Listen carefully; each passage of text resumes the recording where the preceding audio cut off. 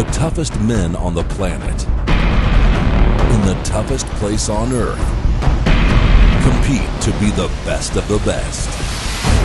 It is one of the most grueling environments known to man. CIGS jungle warfare training in Brazil tests elite soldiers from around the world, pitting them against each other in the most dangerous place on earth, the Amazon. 1.8 million square miles of jungle. Over 200,000 deadly species. Only one country will emerge victorious. After 29 years in the military, serving in special forces, the CIGS course in the Amazon is the hardest course when it comes to jungle warfare. The international soldiers that attend this course are picked because they are the best of the best. Since 1965, 15,000 soldiers from 28 countries have attempted the course. Less than half have had the physical and mental strength to complete it. Many bear the scars for life. I ended up with cutaneous leishmaniasis from a gnat. Eventually, if it goes far enough, it can kill you.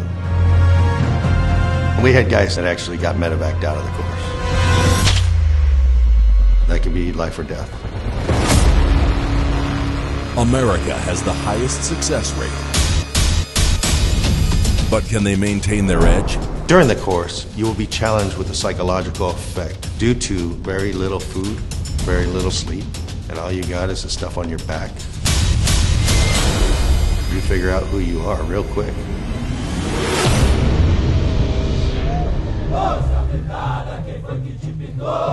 The course takes place in 3 phases: survival, special techniques, operations. Before you conduct any type of combat operation, you have to learn how to survive.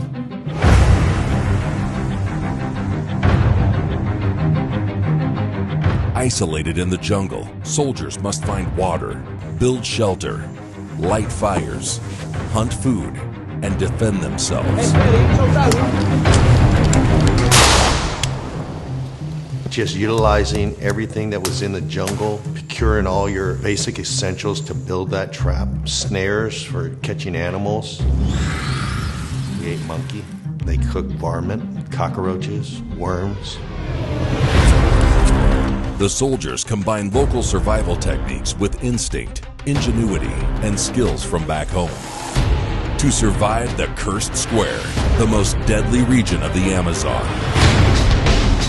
Triple canopy jungle is the thickest and the roughest terrain that any soldier would have to endure. Anything that you touch can sting you, can potentially bite you, potentially kill you.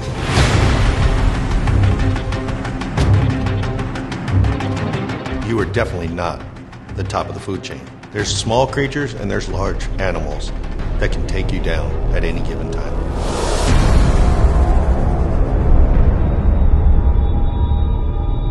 Once you start a phase, it's like 24 hours just continuously runs. It seems like you never stop.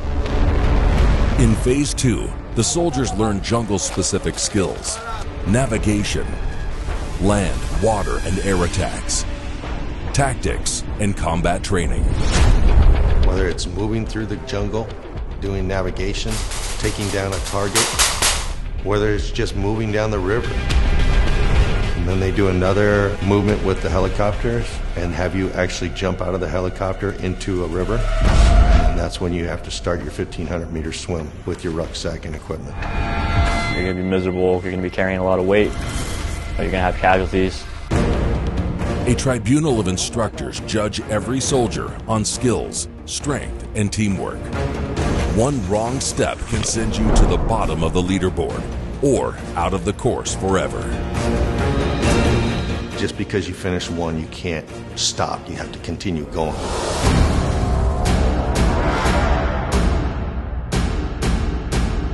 In the final phase, the soldiers deploy all the skills they have learned. They undertake a complex operation deep in the jungle where they track, infiltrate, and eliminate an enemy. Physically, they're already drained. Mentally, they just don't know what to expect. I had no concept of what was going to happen.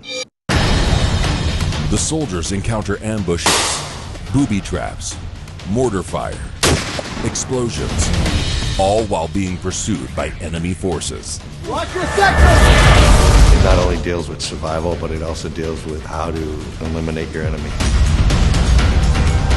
If you are not physically, mentally, and spiritually prepared, the jungle will eat you and own you.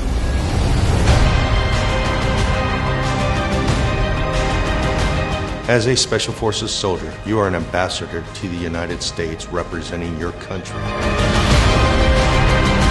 These elite soldiers have survived the most dangerous war zones across the globe. But can they survive this? Many soldiers have tried, but very few will become jungle warriors.